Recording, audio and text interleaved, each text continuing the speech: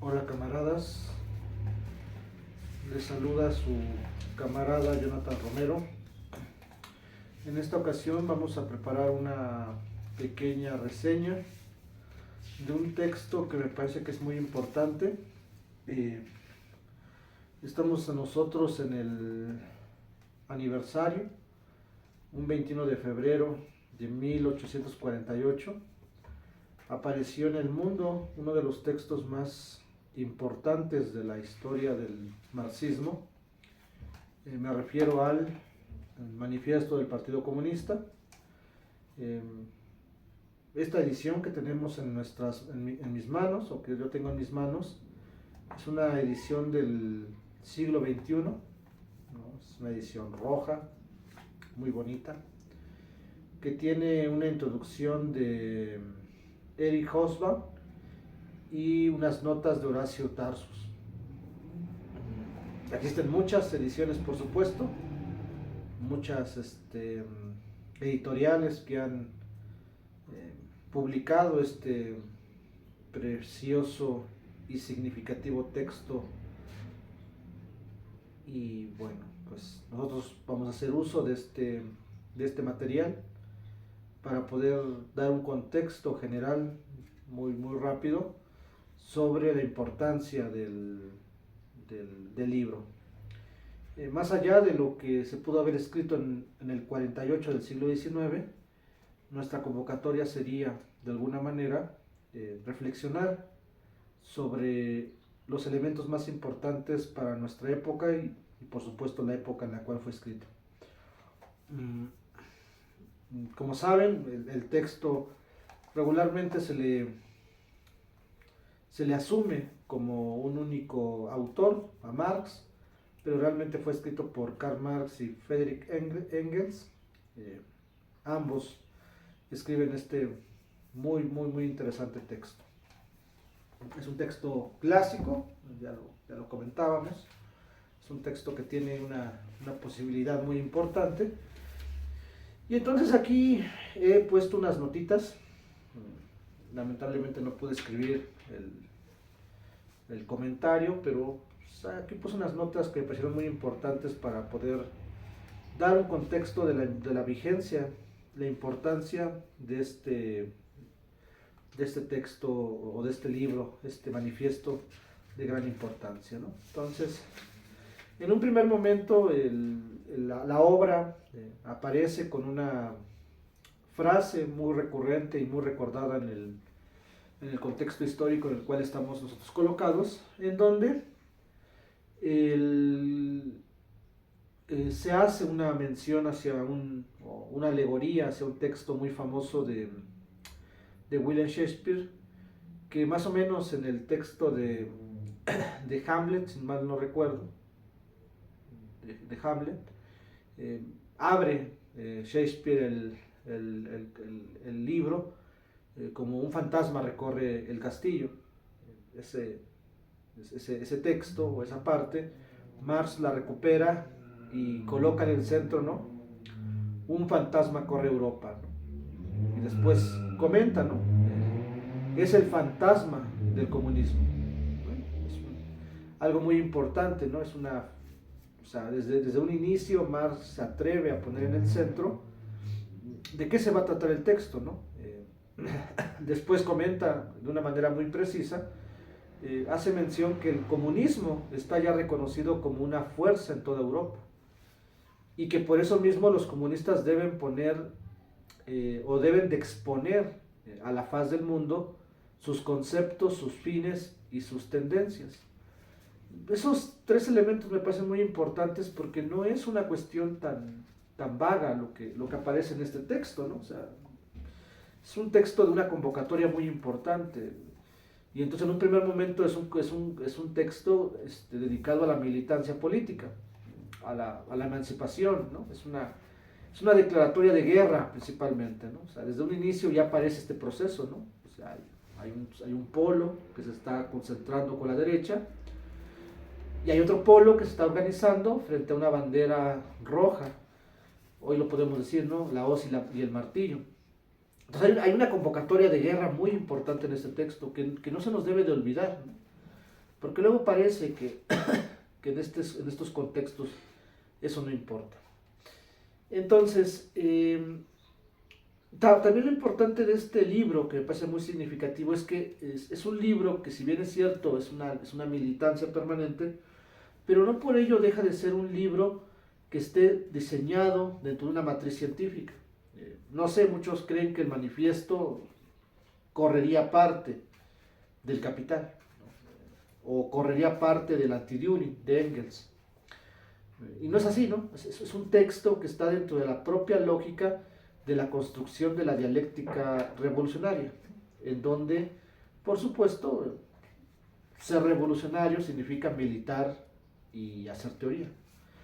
Y eso lo menciono porque en el segundo momento del texto, en el segundo momento de la discusión, Marx y Engels van a colocar en el centro, en primer lugar, ¿no? ¿Qué tiempo histórico estamos viviendo, ¿no?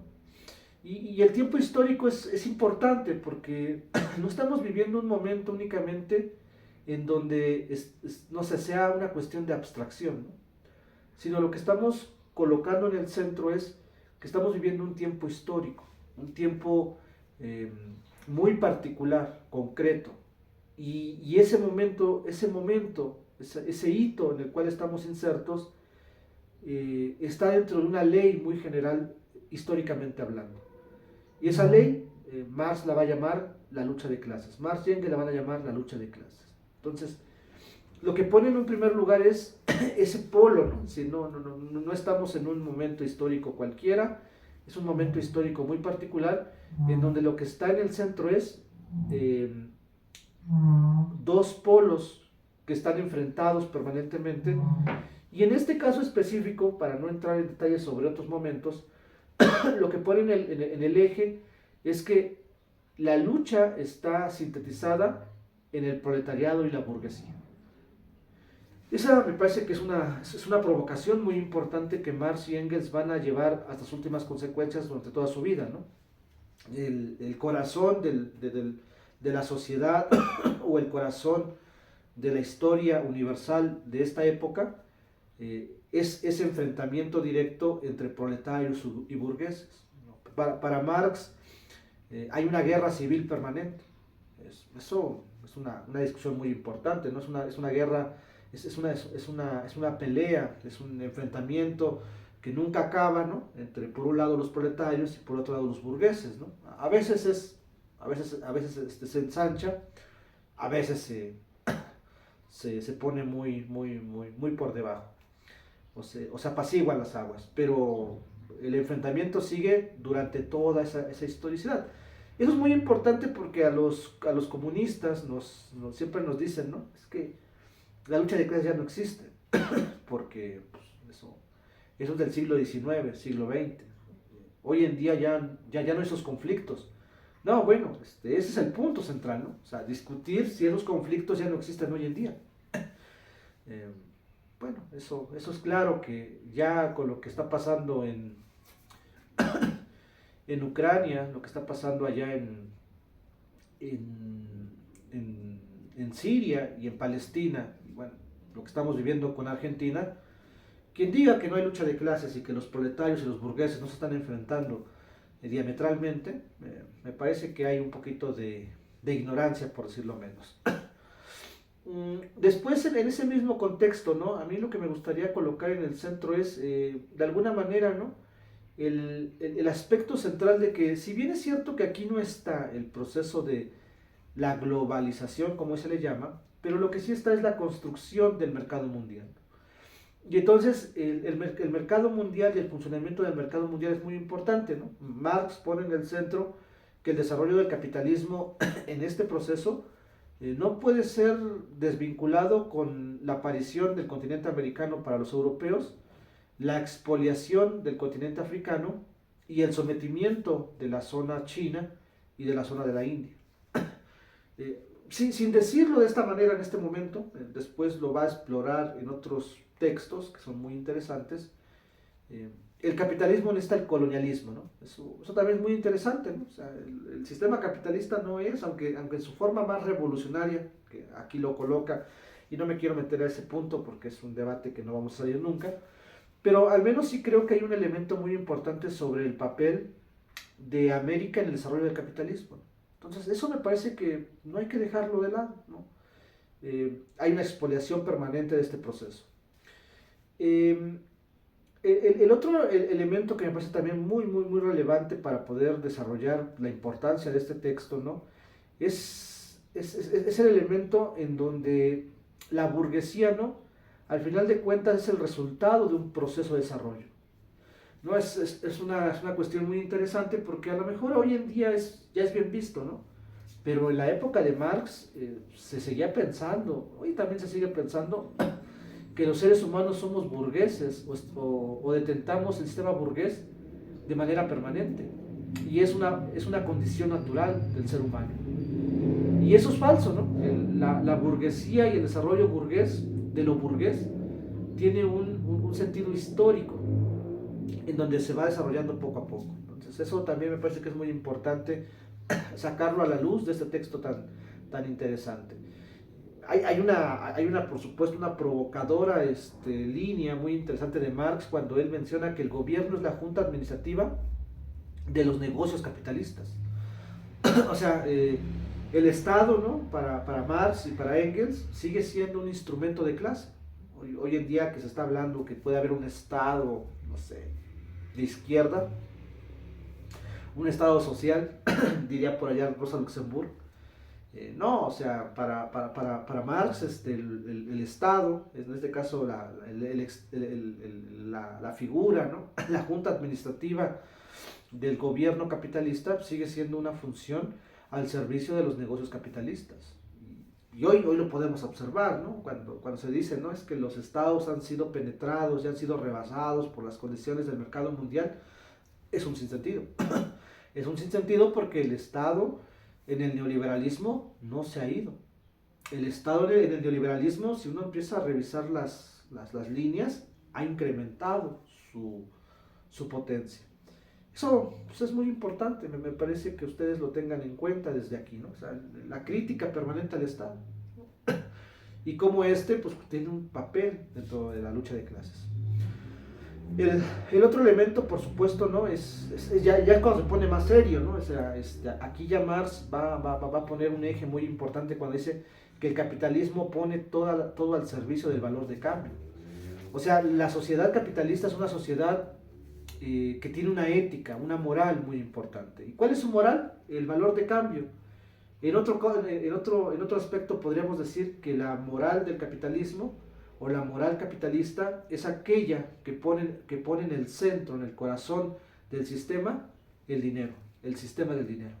Eso es muy interesante, ¿no? Marx ahí sí pone mucho énfasis en que estamos viviendo una forma histórica muy particular y que esa forma histórica tiene que ver con el desarrollo del dinero. Lo cual me parece que no hay que dejarlo de lado, ¿no? Esa construcción en donde todas las relaciones sociales, tanto de producción, circulación y consumo, y la política y la psicología, siguen mediadas por el dinero. O sea, todo se mercantiliza, todo se pone al servicio del dinero. El dinero va a ser el amo y señor de la sociedad, y todo lo que quiera ser expresado y todo lo que quiera ser potenciado, lo será si hay dinero, ¿no? Esta sociedad capitalista es muy interesante porque pone en el eje ese punto que me parece que es muy importante. Es una sociedad que está permanentemente vinculada con la circulación del dinero de manera general. Y claro, podríamos extender el fundamento que eso tiene que ver con la función del dinero que da más dinero, que a final de cuentas es el capital, y que en el centro es la cuestión de la ganancia. Después lanza otra provocación muy importante Marx cuando comenta que el mundo se forja a su imagen y semejanza. Eso es muy interesante, ¿no?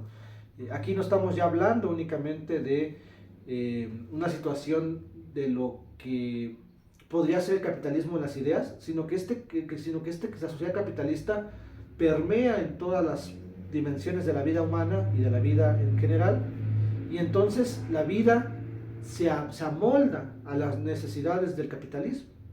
Entonces, esta metáfora, ¿no? Del rey Midas, que todo lo que toca lo convierte en oro, se hace posible en el capitalismo. El capitalismo es ese rey Midas que todo lo que toca, todo lo que toma, todo lo que está dentro de su radio de influencia, lo convierte en oro. Esa maravillosa percepción de lo que hoy vamos a conocer como el dorado, bueno, pues hoy se hace realidad, pero en una visión bastante tétrica, bastante complicada. Después Marx va a comentar de alguna manera el punto central de cómo la civilización que estamos viviendo es una civilización históricamente determinada y es una civilización burguesa. Esa parte fundamental, ¿no? O sea, muchos creen que la civilización es la burguesía, ¿no? Entonces le ponen la igualdad. No, hay un complejo escenario de Marx de qué es civilización, es un concepto en grande. Ya la civilización burguesa es una civilización históricamente creada bajo ciertas condiciones particulares, en donde el centro pues, va a ser la ganancia, va a ser el control de los medios de producción. Es algo que en este momento no nos vamos a poner a deslumbrar, porque únicamente es un comentario a la luz de un aniversario más del manifiesto, pero en el manifiesto ya está instaurado el eje central de una civilización burguesa, y que esta civilización tiene un toque particular que es el plusvalor. Frente a ese proceso, bueno, entonces dice Marx, ¿no? O sea, aunque la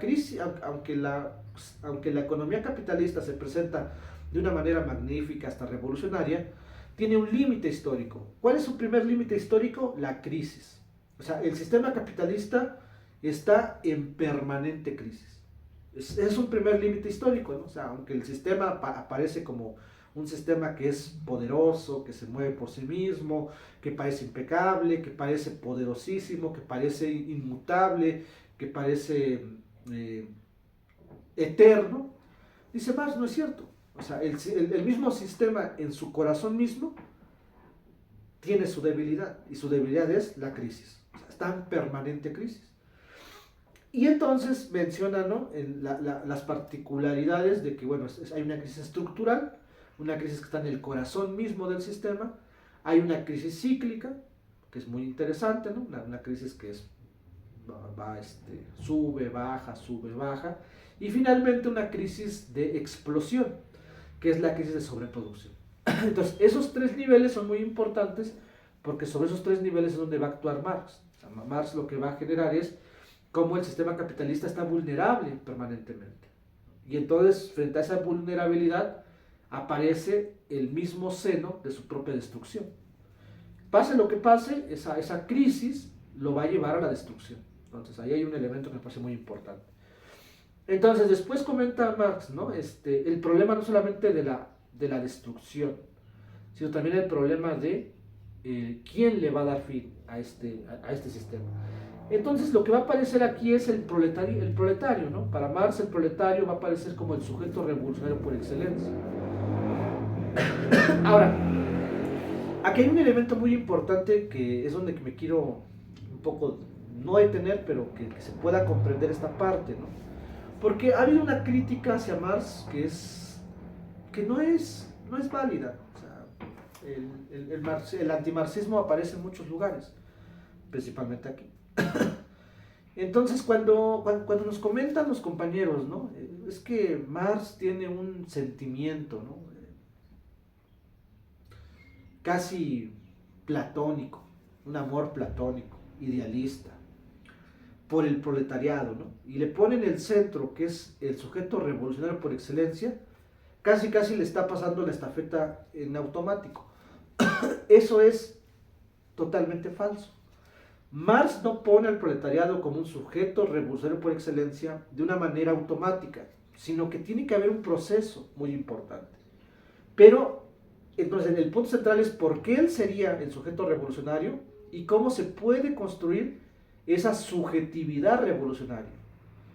O sea, son dos cosas diferentes, ¿no? Que luego los compañeros no quieren entender. Y entonces se pone en el centro una discusión bastante nefasta, ¿no? Es que el proletariado es una cuestión del siglo XX es que en nuestro país no hay proletariados. Bueno, vamos a ver, entonces, ¿qué requiere la subjetividad revolucionaria dentro del esquema de la revolución proletaria? Que al final de cuentas, ahí es donde se inserta Marx, y desde ahí poder entender por qué es importante no soltar esta parte, ¿no? Porque si bien es cierto que debe ser dialéctico, si bien es cierto que hay unas cosas en las cuales a lo mejor Marx se le pasa la mano, lo cual no voy a señalar en este momento, porque creo que eso lo tuve que haber hecho si es que hubiera integrado los prefacios, pero me pareció necesario en este momento.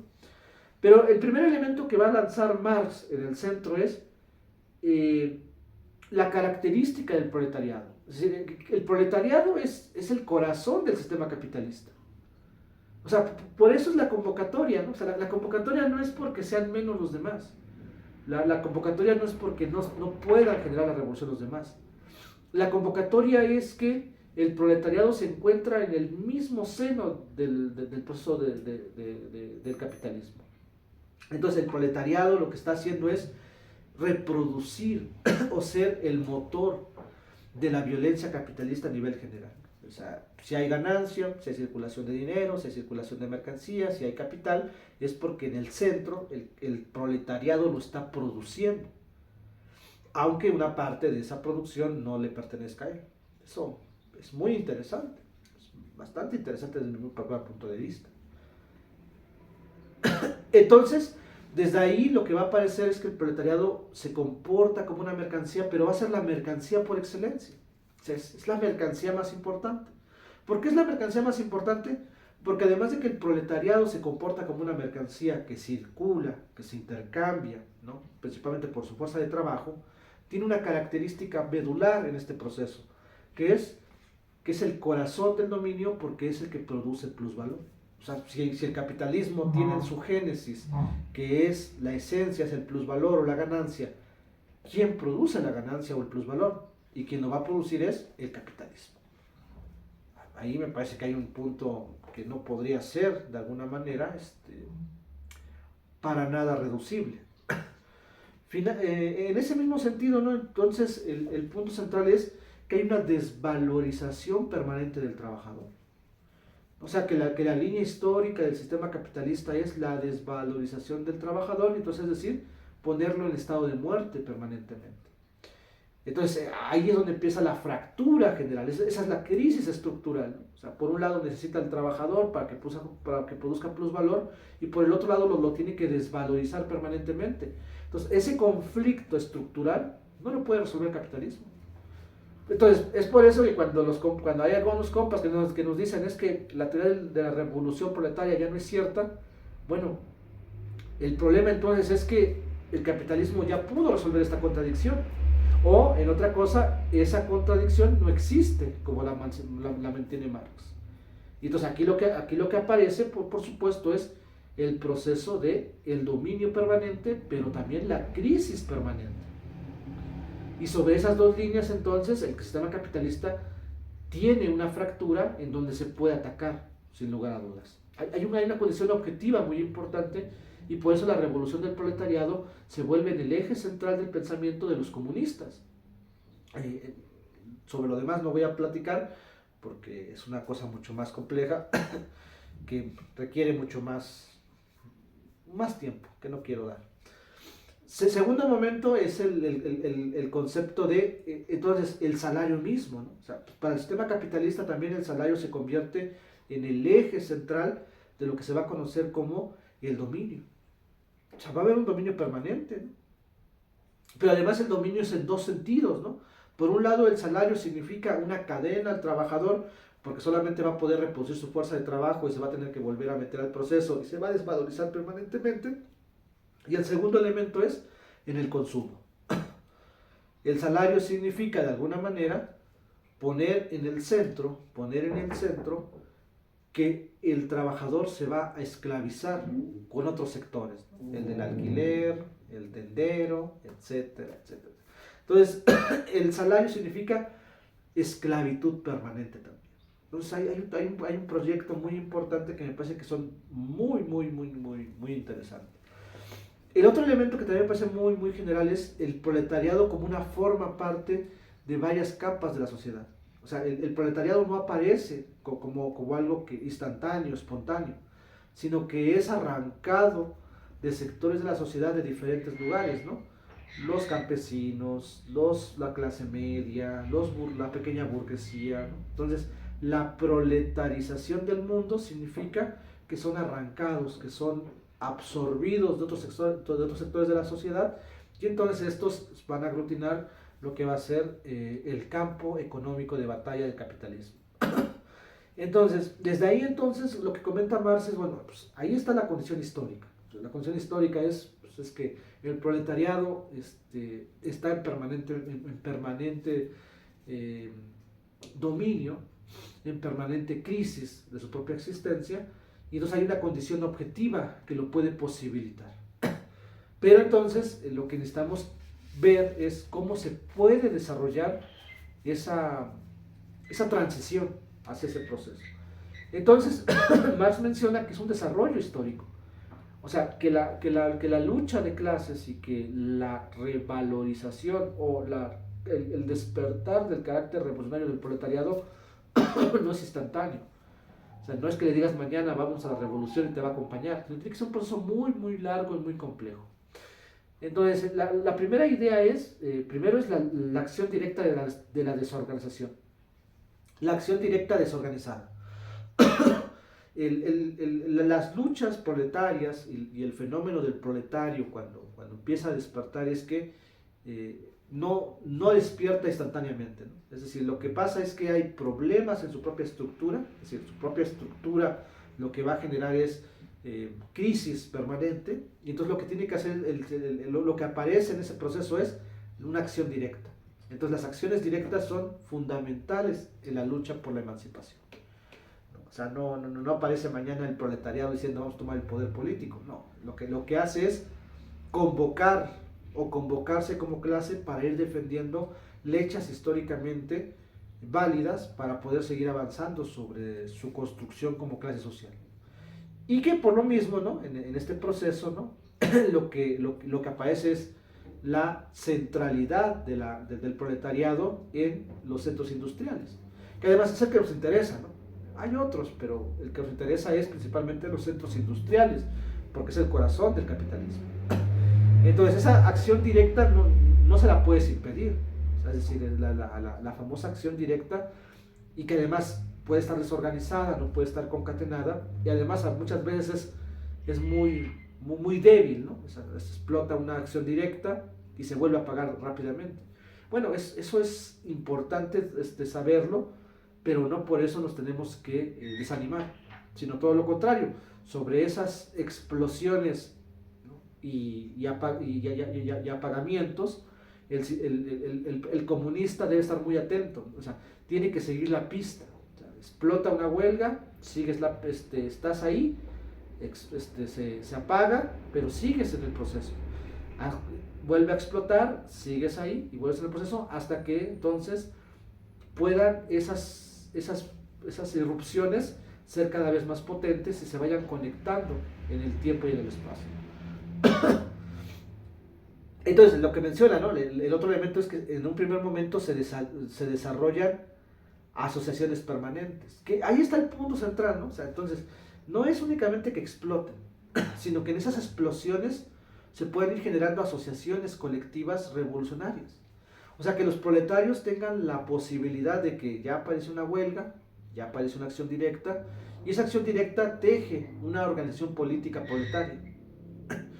Aparece otra huelga en otro momento, y esta organización política vaya a apoyar esa huelga. Y entonces se van conectando las condiciones. Ese es el punto central, ¿no? Porque hoy en día, pues, no sé, están los de Gaza, están los de las 40 horas, y ni se pelan, ¿no? Y parece que son dos formas diferentes, y no, o sea, son formas que se van aglutinando. Entonces, la creación de asociaciones permanentes.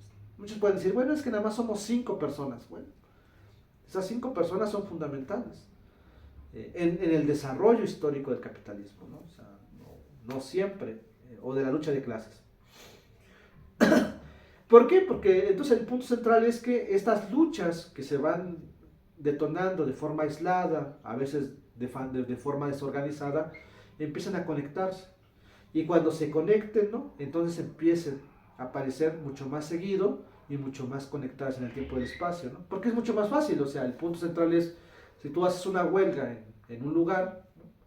O haces un paro o un boicot comercial en otro lugar, o tomas en cierto momento un lugar o un establecimiento en cierto lugar, pues hay capacidad de que el Estado pueda reaccionar y claramente podría haber represión.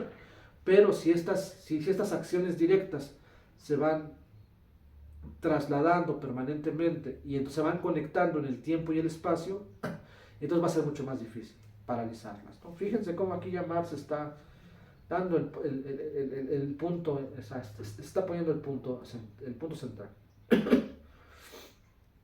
¿Dónde está el otro? Y entonces en esta unión permanente lo que se van a unir son los trabajadores, los proletarios. O sea, la unión significa unión de proletarios. Y los proletarios se van a ir engarzando y se van a ir amalgamando en un movimiento que va a ir floreciendo poco a poco. Finalmente entonces menciona Marx que la lucha política es una lucha, la lucha de clases en la acción directa debe conllevar una lucha política. Claro, es importante, ¿no? O sea, no somos anarquistas. No, la acción directa tiene que ver para poder desarrollar una plataforma de una lucha política por avanzar hacia la dictadura del proletariado. Y finalmente menciona que las organizaciones mueren, aparecen y mueren, pero su ciclo cada vez es más determinante. Entonces, eso es lo más importante, ¿no? O sea, que en estas desorganizaciones, en estas formas simultáneas mucho más a largo plazo, no nos detengamos, sino que de alguna manera pongamos en el centro que conforme se vayan desarrollando más rápido, sean más, se puedan conectar, entonces eso significa que hay más conciencia de clase. Y si hay más conciencia de clase, las determinaciones políticas e ideológicas de los movimientos serán más claros, que sería la construcción de una sociedad nueva. Entonces ya para finalizar, ¿no? Valdría la pena de alguna manera, ¿no? La convocatoria, ¿no? Entonces el comunista diría que en todo caso el proletariado está destinado a poder darle fin al capitalismo. Me parece que sería el elemento central. Pero bueno, para cerrar, ¿no? La importancia de este texto, lo que podríamos comentar de manera de cierre o de manera, no sé, final, sería esta condición de que los comunistas, ¿no? O sea, es decir, sí, el proletariado va a ser ese es el gran heredero de la revolución, pero esa subjetividad revolucionaria tiene que conectarse con un proyecto político. ¿Y el proyecto político cuál es? El comunismo. Entonces, es el comunismo en última parte el que le va a dar cuerpo, el que le va a dar forma. Entonces son los comunistas, que son los que van a expresarse en ese proceso, los que tienen que estar dentro de ese movimiento. Y entonces, pues, ¿qué es un comunista, ¿no? En términos generales? O sea, ¿qué sería el comunista dentro del movimiento revolucionario? Entonces, en un primer momento, el comunista no es una parte fuera de los obreros. El comunista es un obrero. Esto es algo muy interesante, porque luego dicen, no, bueno, es que ustedes son académicos. Bueno, hasta donde yo sé no tengo un SNI. Yo, por ejemplo. Muchos de mis compañeros y amigos que nos decimos comunistas, pues, muchos de ellos no trabajan en la escuela, no son investigadores, en términos generales como profesión, no son académicos. Somos trabajadores, somos obreros. Los comunistas somos obreros y nos asumimos como proletarios. Este es un elemento importante, no estamos fuera de ellos. Nos tratan de la misma manera. O sea, no tenemos salario digno, no tenemos derechos laborales, o sea, no tenemos nada. O sea, si sobrevivimos es porque a veces el mundo es es magnífico el mundo a veces. Después comenta el proceso que los comunistas unen sus intereses con los proletarios. O sea, entonces el comunista debe estar con el proletariado, ¿no? O sea, su alma, su vida, su proyecto es el proletario, es el trabajador. No podemos estar aislados de ellos. O sea, una persona que se dice comunista o que se dice marxista y está aislado y entonces está en una burbuja, está no sé, en una torre de marfil, escribiendo para un público selecto y que no puede llevarle ese pensamiento a la clase trabajadora, ya es un problema, ¿no? Eso es algo muy relevante. El comunista está ahí con el proletariado. Y entonces los comunistas son el sector más determinado. Hay un movimiento proletario, en el cual están los comunistas, por supuesto, pero son ellos los que tienen el proyecto más determinante, el proyecto, el horizonte al cual hay que llegar, y son una guía, son un faro dentro de la lucha de clases. Entonces eso es muy importante. Hay otras cosas por ahí, pero creo que están de más en este momento. Sí cerraría yo pensando, ¿no?, que entonces el comunista es el que lucha por la emancipación del trabajador. Está comprometido con la emancipación cultural, política y económica del trabajador. Y que deben de ir las tres en la misma línea. Y que es una lucha entonces por lo mismo política, económica y cultural. O sea, no solamente una lucha económica, una lucha política, también es una lucha cultural, es una lucha en tres dimensiones. Y finalmente entonces, pues los comunistas debemos tener muy claros nuestros objetivos y no nos debemos de esconder. A la luz de la CEPAC, ¿no?, que ya están reuniendo, en este momento se están reuniendo en Estados Unidos, donde va a estar Bukele y donde va a estar Milei, y ahí anda otro, el Trump, ¿no? O como diría el presidente Trump, nosotros diríamos, ¿no? No nos escondamos. Los comunistas, lo que debemos de tener en claro es que queremos un mundo muy concreto, y sobre ese mundo nuestros objetivos son claros. Es la emancipación del ser humano mediante la abolición de la propiedad privada de los medios de producción. Y entonces los polos se abren otra vez, ¿no?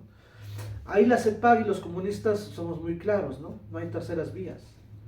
Es una lucha entre dos grandes bandos, en donde por un lado está la burguesía, que se va a poner en el centro con los ultraconservadores, y está por el otro lado el comunismo, que es la izquierda más determinada, que está creciendo permanentemente.